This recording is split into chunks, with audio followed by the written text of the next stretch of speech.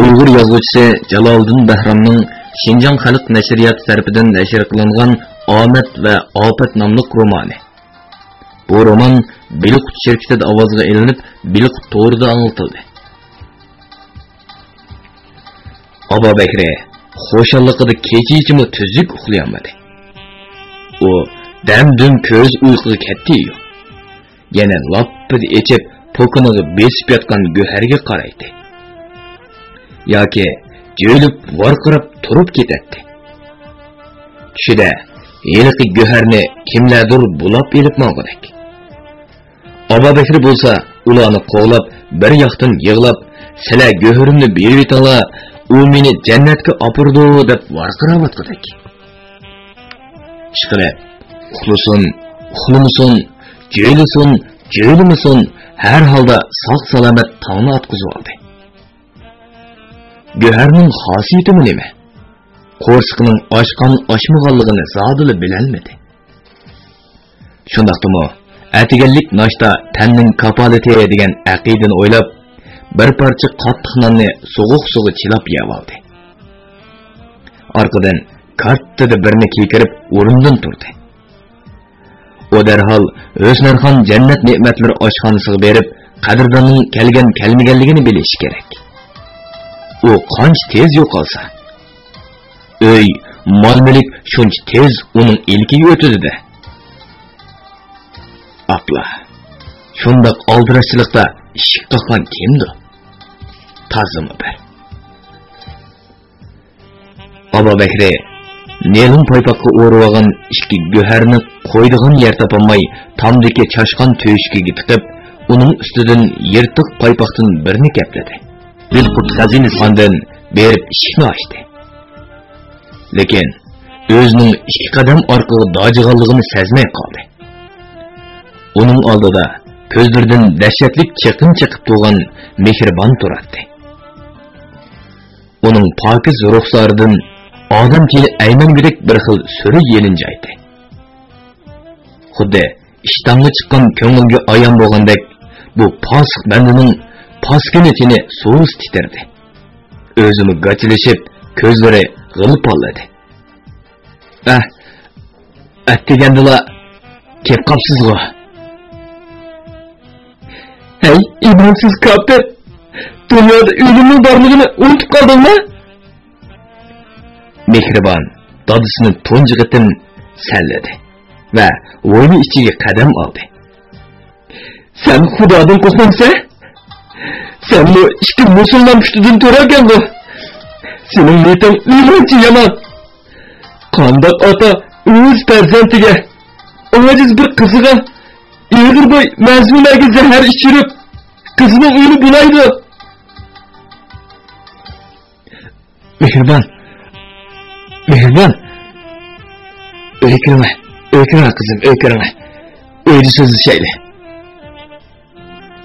Aba Bekri kızını yolu olmakçı buluveri. Mehribon şartla özünü tattı. İhlas ömrünü tek üzme. Tak taritim buzuludu. Mehribon özü çoğu boğan. Anasının hidleri singen öyge qarap maldı. Menip qanchalik mahim deysizlar. Bir kavapdan qatlangan ikki shara, bir necha o'rindiq oralib yotgan katakdak o'ylidan 2 qadam orliqdagi uyga kirdi. Uy ichidagi vayronchilikdan gap yetishtas. Batbo'y, qansiq bir puroq dimoqlarni etish turadi. Aba Bekri dumbisini loytamga so'kib zo'nzuyib o'ltirdi. Mehribonning qalamdek qoshlari ostiga yoshiringan qori ko'zlari Aba Bekriga tikandek qadig'ib turardi. Sening qori ko'ngling menga ayon. Mehribon varqiradi. Qani, qadrdonni qachon o'limga tutib berib, andin meni lahatga uzitib qo'ysa? Qizim, qadrdonga shunchalik qilishga arzimda? Aba Bekrining tovushi past edi. Sizdek bir chiroyli ayolning ustiga xotin oldi. Bu Bu sizning yuzingizga yo'lga to'sqanlik emasmi? Emsa, o'z vaqtida bir erga 4 xotin rava, payg'ambarimizning 4 xotini bo'lgan deb meni yelinganlarini qanday tushundirsa? Endi o chog'da shundoq demay bo'lmaydi. Abu Bakri yerdan ustun qaramay so'zlayotdi. Qizim, yetimga quloq soling. Qadrdonni men tutib bermasammi? Hukumat baribir tutadi. Ishqilib, xiroin satqanlar o'lim oqibatidan qutulmaydi. Uni xiroin satadiganligini sen ko'rganmiding? U faqat chekidi, ammo sotmaydi. Bu qatam matras ichidan chiqqan 40 gram kesakchi xiroin uni udul Ulanbaydagi tashliq sayga so'rab boradi. Eng bo'lmasa muddatsiz yoki 20 yillik turma jazosini tortadi. Chunki yenidan 50 gram xiroin chiqqan har qanday odamning etilishi hammaga ayon. Undaqda qadrdonni rostilla tutib berish xiyoliga ketsan-da, dedi mehribon zardi bilan. Uning sana qilgan yaxshiliklarni unutib qoldingmi? Qizim, dedim-ku. Hukumat uni baribir otadi yoki so'laydi. Ammo biz tutib bersak, uning mukofoti emasmi? Kallasi ilingan odamga chashning nima hojati? Uy besatdan boshqa pulga erishimiz. O'shiq dunyo hargiz boshni yamaydi. Vijdonsiz tuzkur.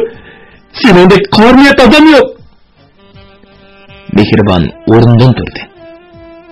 Qadrdon tutmagan kunim. Men bu dunyo bilan vidolashim. Mehribon uydan chiqib ketdi. Abu Bakrimo ishni olmon-tolmon etdi-da. O'smarxon jannat ne'matlari oshxonasiga yurib ketdi. Qadrdonning Urumchiga kelishi uningga omad elib keladi. Lekin qiyirishqandek u kelmayotdi. Abu Bakri kiyikning iziga tushgan o'v itidek haftadan beri qatirayotdi. Lekin ko'zlagan o'vning iz derigi texnichili yo'q. Kunlar o'tgan sari har kuni 2-3 vaqt xumar tutib, yanchiqini ham madorini quritdi. 20 gramlik 2 kesakchi xiroinni bozishga ko'ngli qiymaydi. Chunki qadrdonning taqdirini ostin-ustin qiladigan bundoq ajal o'qining biror burjigini puchuldirib etsa, soqchilar Abu Bakrdan gumonlanib qolmamdi. Atdiganay. 2 dona esil go'har o'ttirda qurbon bo'lib ketadigan bo'ldi-da. Mayli. Qadrdonning beshini yeydiganli bo'lsa, qancha go'har kesimi qaraydi chaqliq. Chunki uning badaliga xazinasi necha 100 ming so'mlik xazina chiroy ichib turmamdi bana. Ko'ra. Mao köyimchan, samimi, oq ko'ngil, dilkash otining bo'lib qolganini. O o'zining jon jigar qizini, uning muhabbatini, sevgan erini, imliq oilasini, baxt iqbolini xiroin uchun qurbon qilmoqchi.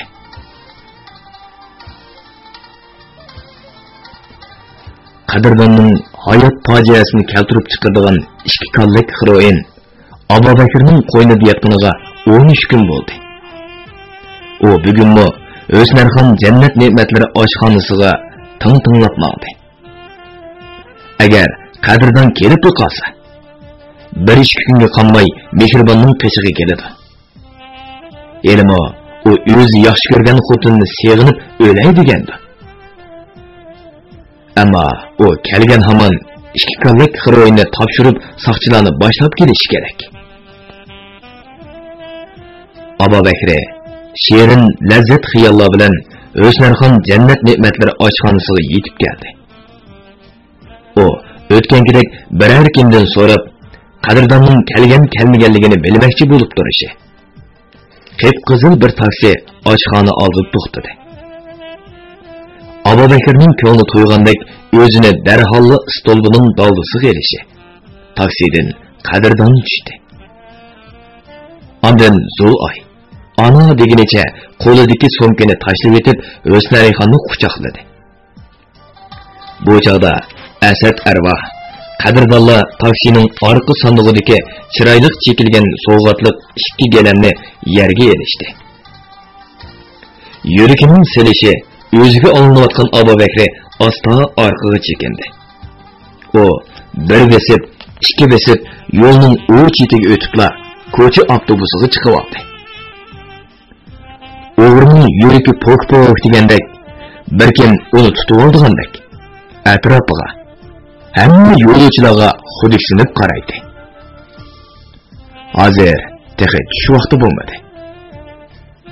Qadrdon bahona sabablarni ko'rsatib yoki bozor aylaman degan bo'lib do'stlikdagi uyga keladi.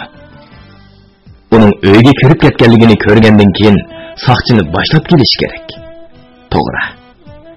Ata mehribon uyda bo'lamdi yo'q. Buni tinglab boqmasa bo'lmaydi. Chunki mehribon haftada bir qatim degidek qo'rsqini tekshirtkili doktorxonaga bordi emasmi? Abu Bakr chegish xiyollar bilan do'stlikka yetib kelib avtobusdan tushdi. Tushlik tomoq vaqti bo'lib qolgan edi. Shunga u o'zining uyiga bormay, qizining uyiga bordi. Abu Bakr ish qo'ng'irg'ini besib turishi mehribon bo'sig'i oldida paydo bo'ldi. Uning tushlik tomoqqa tayyorlik qilayotganligi qo'lidagi pichoq bilan yonyo'dan bilinib turardi. Mehribon g'azabli ko'zlarini dadisining xunuk yuzlariga qadag'inicha gapni qilmadi. Abu Bakr satli hijib divanda o'tirdi. Bolam, nima tamoq etyapsiz? deb so'radi u. Mehribon qopqini ochmay. Boshqalarga o'rkolab, qo'rsqini echib ketgan o'xshamamdi? debli ta'tir qarab oldi. Abu Bakr uning ta'addisiga parvoni qilmay, ko'nglidagi andisini aniqlab ko'rmoqchi bo'ldi. Doktorxonaga o'zingizni tekshirib kelib bormadingizmi, qizim? Barsam, sening bilan nima munosabati? Mehribon dadisiga gap qilishdanmi bezor edi. Ajab, ko'nglim ketsan-ku? Ya, endi so'rab qo'ydim. Atigo bormaydigansiz? Mehribonning yuragi jig'liq qoldi. Chunki uning ko'ngli bir ishni to'yib qolgan edi. Atigo bormaydigansiz. Agar berib qolsa, Abu Bakrning qandoq muhim ishga ta'sir etmoqchi. To'g'ri. Qadrdon keldi. U bugun keldi. Abu Bakr uning kelganini aniq ko'rdi. Qadrdon ati uyda o'tirganda dadisi uni tutib bermoqchi. Shunga bugun kechila uning kiyim-kechaklarini tayyorlab qo'yishi. Undan keyin cho'ng yo'lga chiqib uni saqlash kerak. Qizim, atigo bir yak bormaydigansiz? Taqatsizlangan Abu Bakr yenishlab so'radi. Yo'q. Eshak bormayman. Abu Bakr bir taqsim lag'ma yeb oldirab chiqib ketdi. Mehribon qoch-qucha, tomoq sherasi ham qozon boshlarini yig'ishtirmay, shu bo'yicha tashlab qo'yib, o'jirsiga yugurib kirdi. Uning ko'nglida qadrdon yerli ishikdan kirib qoldigandek bilinmoqda edi. Shunga u qadrdonning yozliq, qishliq kiyimlarini karvat ustiga bir-birlab oldi. Ko'ngil hukmiga ishongan mehribon taqatsiz seg'ingan yerni o'zini bilmaydigan yot yerlarga qochirib o'tish tayyorligini qilayotgan mush paytda qadrdon Zulayning hujursida mung'lashib o'tirardi. U garchi xotini bilan mung'lashgandek qism, ko'ngli mehribonda edi. Hozir uning qo'rsqidagi bolasi 7 oydan oshdi. agar mushu turqida ketib, kecha-hech kelmasa, Zul'ayning gumonlanishi turg'anligi. Texe, O'smarxon bilan Asad arvoqqa tepilg'isizli bir ish bo'ladi. Endi at poyezd stansiyasidagi do'konni ko'rish, ustamlarni tepib zimmatlashga huddiga berish ishlari bilan yana bir kun ketadi. Shunga do'konni hozirlik ko'rib kelsa bo'lmadimi? Texe, tushdan keyin yarim kun vaqt bo'lsa, Bilqut xazinasi. Ras, kecha-hech uyga so'nib o'tirmizmi? Men anamga dey. Asad akam hozirla do'konni ko'rsatib kelsin. Zul'ay qadrdonning qo'liqiga pichirladi. Qaytib kirgandan keyin men sizga shunday bir xush xabar yetkazaykin, o'shangizni ketmasangiz bo'ldi. Zul'ay yugurib chiqib ketdi. O oshxonadan onasi bilan aksini topolmay tomoq tayyorlash bo'limiga kirdi. O yerda aboq to'xdi. Kazimlar tushlik tomoqdan keyingi chini qochlarni cho'ng baslag'a chilab yuvatdi. Zul'ay dadasining yengini asta tortdi. Dada, onamni ko'rdingizmi? Baya bozorga borman deb ketgan. Texe helala gachini ish qo'lgandek asrab o'midab orqa hovliga o'tib ketdi. Uloqda akamchi. Akangiz qizi mehmonxonadagi divanda teqimiga o'sirib uxlagan. Zul'ay orqa hovliga o'tib dalon uyga kirdi. Ham kimlarningdir go'donlashgan ovozini anglab qoldi. O davomli onasining orqasidan to'ydirmay kelib, "Hav" deb cho'chib o'tdi. Uning bundoq erklashlarga O'smarxonni ko'nib yedi. Zul'ay putining uchida dasab, yerim ochiq eshikdan mehmonxonaga qaradi. Mehmonxonaning o'ttirsig'iga cho'ng devorlar cho'rdab qo'yilgan. O'smarxon bilan Asadning boshlarining orqasi divanning egiz yo'lanchikidan oralli ko'rinib turardi. Zul'ay ostona o'milib divanning orqasiga kelishi. Asad arvohning "Soqchilar qachon keldigan bo'ldi" degan so'zini anglab og'zi ochiqlik qoldi. Zul'ay bilan ularning orlig'ida ikki g'ayrishma orliq bo'lmag'achqa. Sirtdan yelini tarlab pishib kelgan O'smarxonning hosirashlari, Asadning uyquliq pushuldoshlari aniq anglab turardi. Basam, soqchilarning hammasi shaharlik soqchiga yig'in ketibdi-ku. Navbat soqchi, biz orqamizdan yetib boramiz dedi. Endi bo'ynimizga esilgan 200 ming so'mlik tarangidan qutulgan bo'ldik-da. Asadning hayajonli ovozi anglandi. Qadrdon turmada u pulning gapini qilmas. Hey Saran, bu qatimda qo'lga ilishni bizning ko'maydi. Izimga onim tushibdigan deb qoldi shu.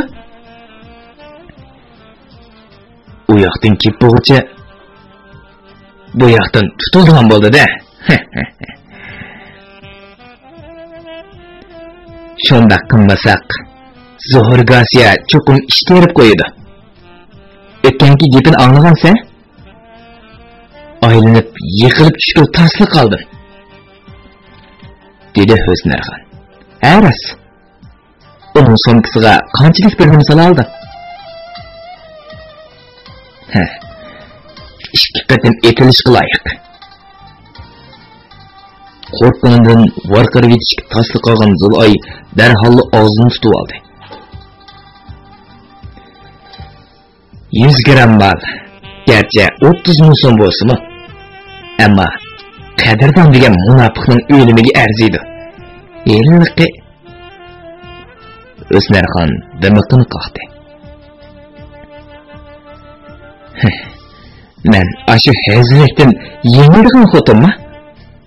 Agar Zul'ay degan jalab uni qichiq berib olmagan bo'lsa, u haqni xotin bo'lib vayrona yenim dinamik etdim. Endi siz ayqanda qila apa. O'ziga az o'paskinmi.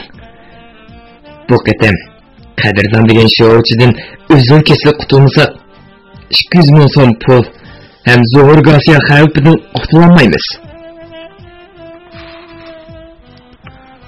Soqchilar yelini yetib kelsa, dedi Asad arvoh. Biz hech nimani bilmagan, uqmagan bo'lib, ashxondan chiqmaydi. Yoshlari unsiz to'kilayotgan Zulay orqicha asta o'minib chiqib ketdi. U hujraga kiribla bo'sig'i temig'i yo'linib un selib yig'lavatdi. Qadrdon, kaçım, hozirli kaçım. Bo'lmasa ulguramaysiz.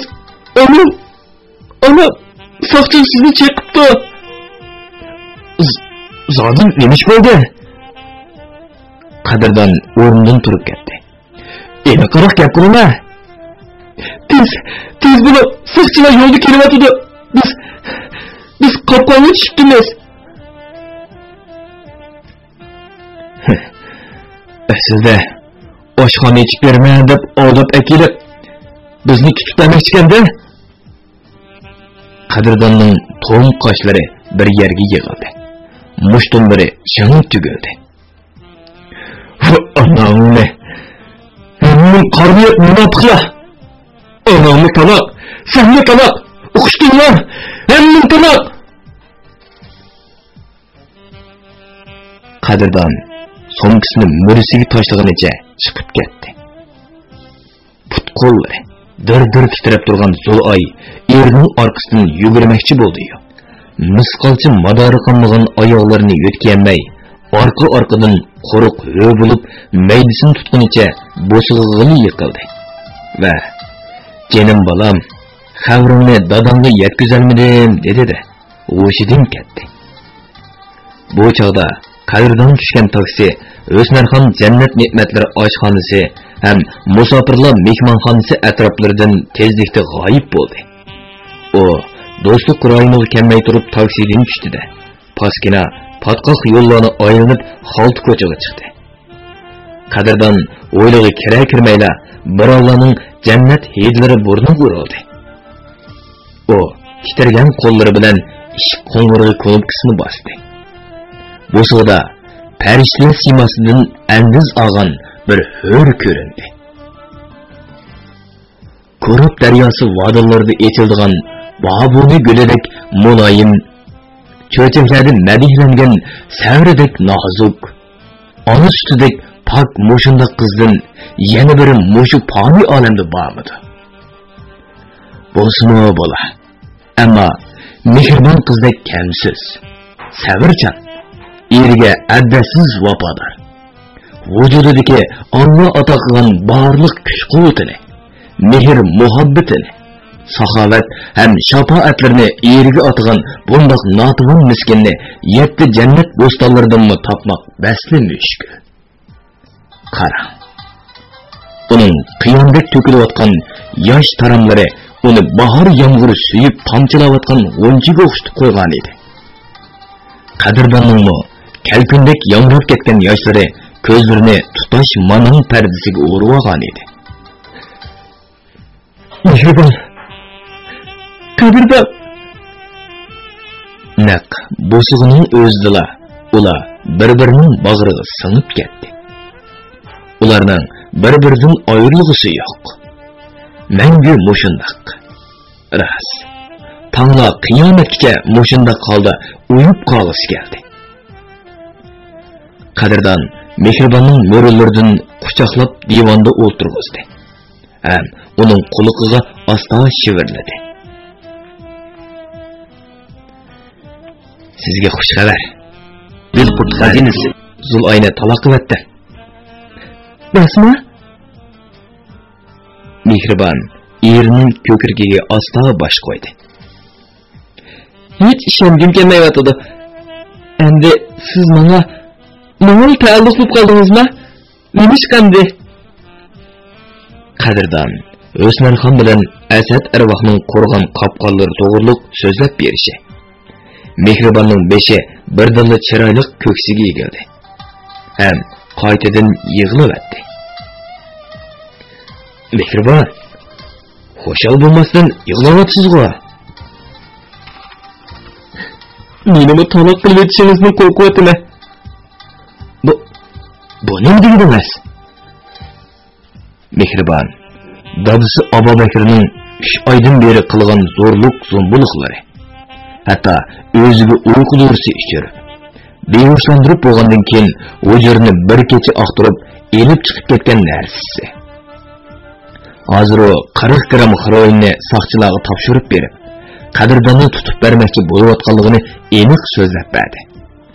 Qadrdon tangirqab turib qoldi. Tova. Shuncha keng olamda qadrdon puttasab turg'idek olqondek yer yoki makon chiqmasmi? Charxiy palakning mizoni zodi yaxshilikqa yomonlik bo'landi. Qadrdon O'smarxon oilasiga himmat qo'lini so'zmagan edi. 200 ming so'mni berib so'rab baxtimi? Asadning chekishi, ichishi, o'ynishi zodi kimdan bo'lgan? Endilikda 200 ming so'mni bermaslik, Xotandagi majradan qayta o'ch elish uchun bir odamning hayoti bilan o'ynasa bo'ladi. Bular odammi yoki odamiy hayvonmi? Adnasi, bunu Abu Bakr degan g'urursiz ablah qadrdonning shuncha shafoat ham saxovatlarini ko'rib turibliq. Nima uchun dushmanlik xanjirini tanlaydi? O'smarxonni qizining izgu tilaklarida o'ynamay, uni yaxshi ko'rgan odamini otqizib o'tmoqchi bo'ladi. Abu Bakrmi qizining orzu armonlarini payxon qilib, qadrdonni yo'qotmoqchi bo'ldi. Yanada shu ko'ngli gap. Manfaat uchun. Bu dunyoda men turay, sen yo'qol, men yashay, sen o'l degandan boshqa narsa emas. Bo'ldingiz qadrdon. Behli jimib ketdingiz-ku. Bu dunyoning rezilligiga hayron qilyapman. Men sizning kiyim-kechaklaringizni tayyor qilib qo'ydim. Sizmi meni suv aydek qo'zg'amoqchimi? Amalim yo'q qadrdon. O'shundoq mijiz pushtiponoqdan to'rilib qopdimi? Mehribon erining ko'krigiga beshini qo'ydi. Men sizni hozirla uzitib qo'ysam bo'lmaydi. Ati behli xatarli. Bo'ladi Mehribon. Men ketaman. Sizning ko'z yoshlaringizni ko'rgim yo'q. Qadrdon Mehribonni quchoqladi. Lekin qarang'i tushsin. Shuncha narsalarni ko'tarib chiqsam, hamma odam qarshi turganligi. Qarang'i tushdi. Mehribon bir necha go'shtdan ham qatlama pishirib gazitlarga o'radi. U yana yo'lda yeyish uchun go'sht qo'rmoqchi bo'ldi. Mehribonning rasoga ishqi berilgan vaqtida qadrdon hujra uyga kirib, pay yostiqining kichikkina yerini so'kib qo'lini tiqtadi. Paypoqqa o'ralgan 2 dona kallakni chiqarib oldi. Ondan aynaklik ishkop ichiga tizib qo'ygan g'ilofliq xanjarni oldi va ishton kamariga qistirib, ustidagi ko'nglak etikini tushirib atdi. Nurg'un tatlı xotirlarning shohidi bo'lgan bu chiroyli hujrada bir kechimi yatmay ketadiganini o'ylaganida ko'ngli alam zada bo'lgan qadrdon ko'zi qiymagan holda qaytib chiqdi. Yig'ilishib qolgan Mehribon oshxonada go'sht qo'riyotdi. Mehribon, siz go'shtni qo'rib bo'lguncha do'qmishdiki Vangadamning bo'tkisidan tomoq ekir ola ya. Dedi qadrdon. Hozirlik nima? Әмсә tez kiring. Mehribon ansizlik ichida titrab turardi. Ehtiyot qiling. Dadam ko'rib qolmasa yana. Xotirjam bo'ling. Qadrdon chiqib ketdi. O Wang Hadining bo'tkisidan cho'ng yo'lga qayrildi-da. Do'stlik kechilik bozor rastasiga kirdi. Rastidan o'dulli menib, yana o'ngga qayrilib, usti yeshil so'lyol taxta bilan yopilgan. İki tarafi har xil do'kon, o'ttirni kavobchi, lamponchi, zosuy pezda egilagan bozor ichi bilan 300 metrdek menib, aholi mahallasiga kirib keldi. Bu yerda qing'ir-sing'ir sevinib ketgan uylar intayin zich joylashgan bo'lib, ko'chalarimi o'mich to'rdek giralishib ketgan edi. Qadrdon mehribon bilan to'y qilib, bir necha qatim Abu Bakrni yo'qlab kelgan to'g'ri katkida kichik qo'rining oldiga kelib to'xtadi. Kechi bo'g'ashqimi, bu atrofdagi xalt ko'chalar jimjit ham pinhon edi. Qadrdon ağzı iki tal gölü qaq urukçısını saldı. Ucurdan evagan qarı romalda yüzünü niqablab çekdi. O yakın arada adam yok ekanligi ishonganddan keyin qo'sh qanot kichik eshikni birla tepib, datlashib ketgan zanjir ilg'inlarini uzib o'tdi. Darvozaning tuyuqsiz sharaqlab ochilganligidan qo'rqib ketgan Abu Bakr chirog'ning ipini tortib o'tgan bo'lsa kerak. Uyning derizasi oppoq yurdi. Qop-qora niqoblangan. Qo'lida yaltirab turgan xanjar tutgan odamning kirib kelishi bilan Abu Bakr aski yotgan ko'li ko'rplarni quchoqlab karvatning bir bulungiga berib tiqilib oldi. Uning emaklari to'xtamay kasildaydi. Chiroyi ko'li panjir qog'ozdek sarg'ayib ketgan edi. Ko'zlar bo'lsa to'xtamay chimchiqlab burnini tortib turardi. Maldunyo, oltin, zibzimliklar bo'lsa chiqira. Varqirda gapini orolli ufqli bo'ladigan bo'lgancha. Tizma. Ulancha xanjarni sharqlab bir shiltigan edi. Abu Bakr voyjan deb dahshatli bir varqirishi. Orqasidanmi tart qilib chiqib ketdi. Bulancha meni masxir qilib og'zida emas, ko'tida javob qildi deb o'yladimi? Ishqilib qattiq g'azablandi. Ay kuzkur divana! Nimanda arqanda so'nay chalasa? Bu qo'rqib ketdi. Men sana dedim. Bo'lanchi Abu Bakrni karvatga besib, bo'g'ziga xanjarni terib edi. Bayliqim tez chiqa. Men bir nomrod kambag'al. Abu Bakr yig'lab soldi. Menda nima bayliq bo'lsa?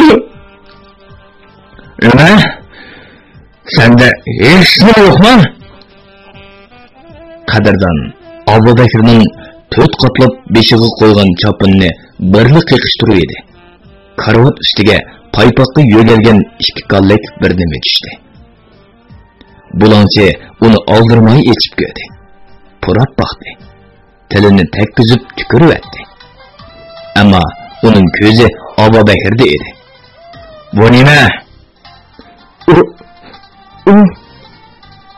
Abu Bakr damal bir nima deyamadi. O'ziga doğru. Nimaga paydo qildi? Qo'rsa og'riqi. Yaxshi. Mening qo'rqim og'riydi.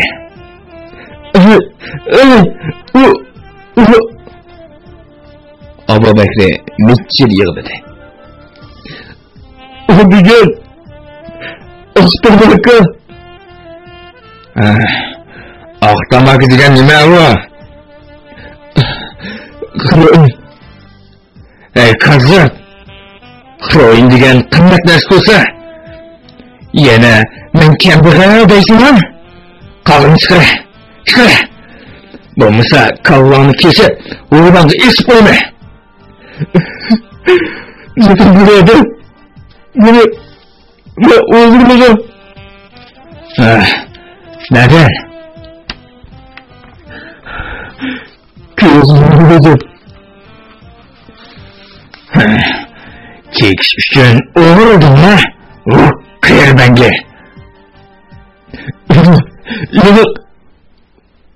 Yok. Müşük fırığın bilen çıkmamışıydım.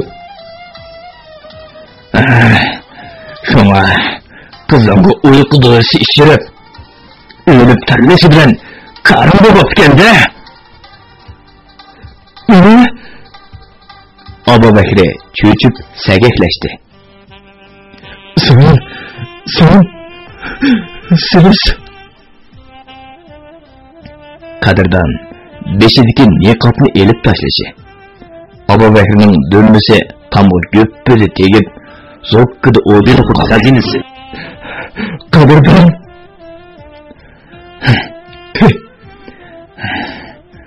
şundak. Ben seni tutup vermesi olan Kadirdan ben bunu canım dolum bir keçesine ben eski ben yürüt. Abu Bekir'e yerde tızlanıp oturup özünü kaçatlığını oturdu. Lekin Kadirdan onun koltuğundan yölep karvatga oturguzdu. Ben hazır çetelgin olmakçı. Aslında Mihriban'ı elip ketmekçiydi. Lekin o xerin özünü düşüp kaldı. Şuna yanılı silegi topşuruşunu layık taptı. Ben onu 6-7 ay içinde kip et ketime. Dedi Kadirdan hancerini yerge sancıp koyup. Bu çakça onu salgan zulümlerini keçirdi. Bundan keyingisini ben keçirginim bilen hancerim keçirmeydi. Uqtu lan? Uqtu.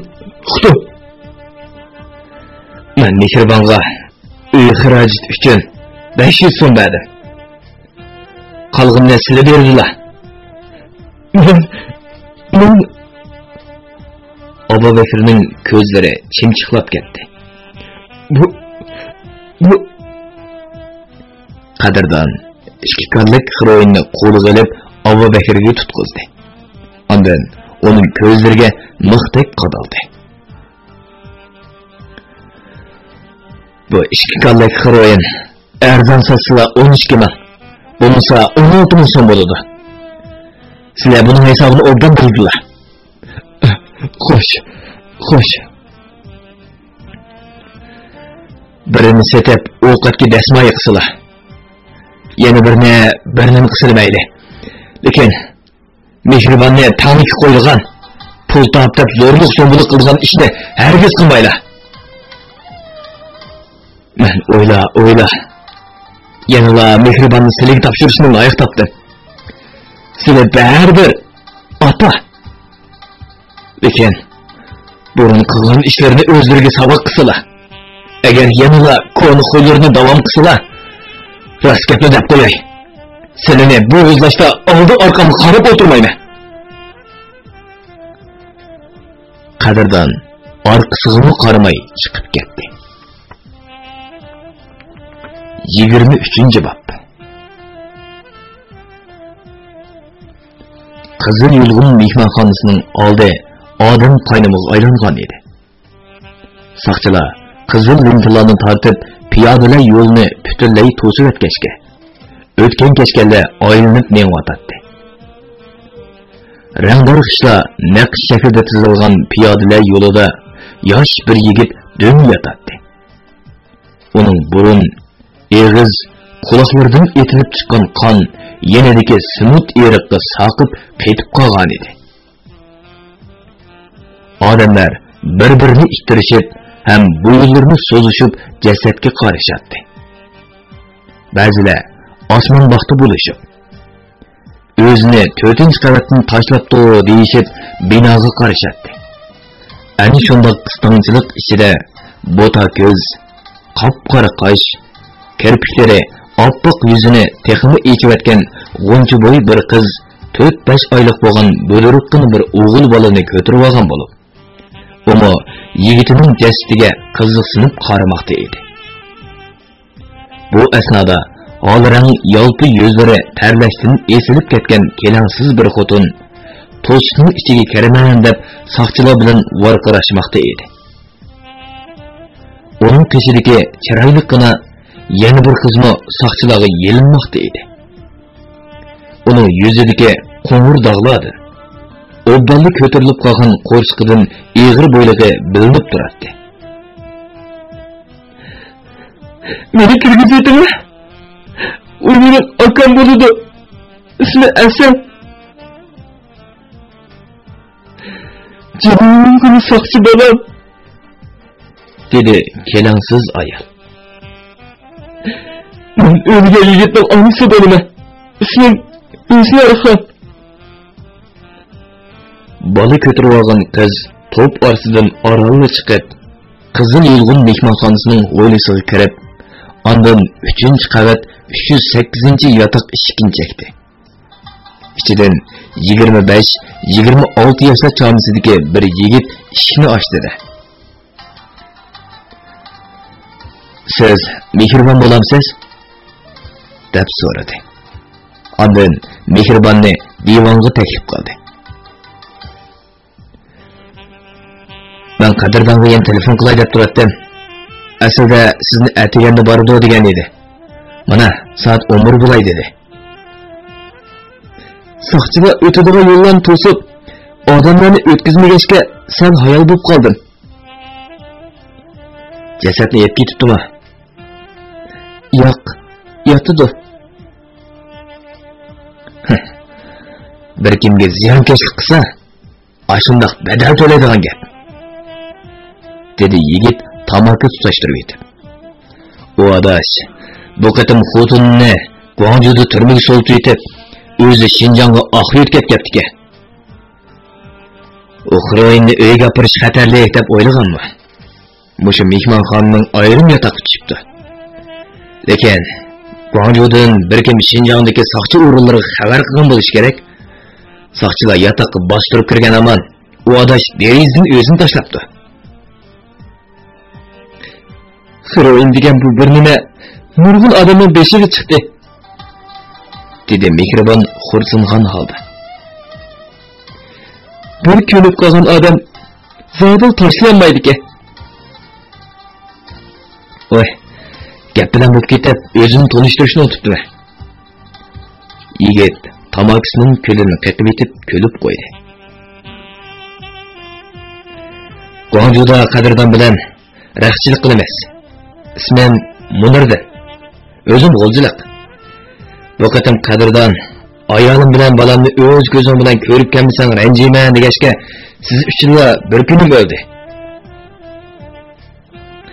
Aras o'qib qilayotganlar uchun vaqt oltin qimmat deyishdi ekan. Qadrdon sizga 10 ming so'm avatgan edi. Munirdan qo'l chamadondan bir bog'lan pulni elib shiraga qo'yib baliga qo'l uzatdi. Man kela qo'zan. Kela.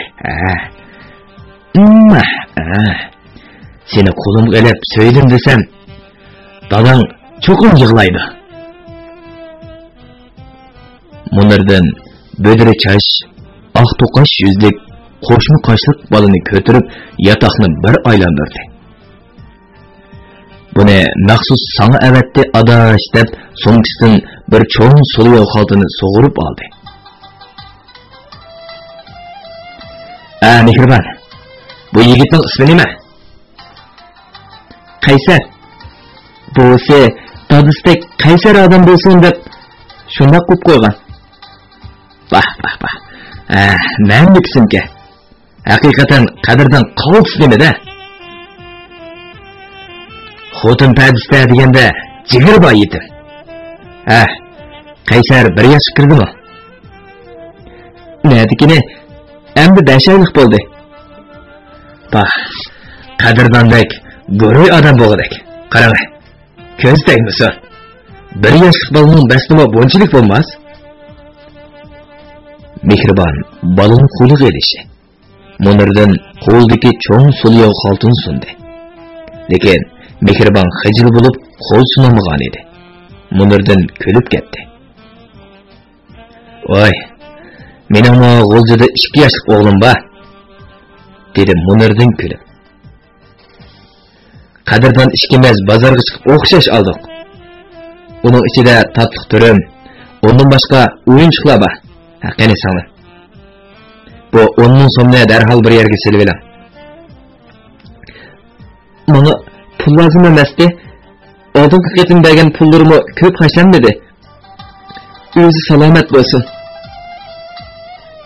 Mehribon yig'ladi. Uningga hozir qiynatang yaxshikan deb qo'ying. Mendan ansirmisan? Mehribon Munirdan bilan xo'shishib qaytib chiqdi. Mehmonxona oldidagi do'lishib olgan boyiqi odamlar tarqilib ketgan. Jasadni elib ketgan edi. Eliqi O'smarxon degan ayol ko'rinmaydi. Lekin bir vijik qari, yana bir tanbal yigit ikkisi u mening akam bo'ladir degan chiroyli qizni quchqiga elib olgan edi.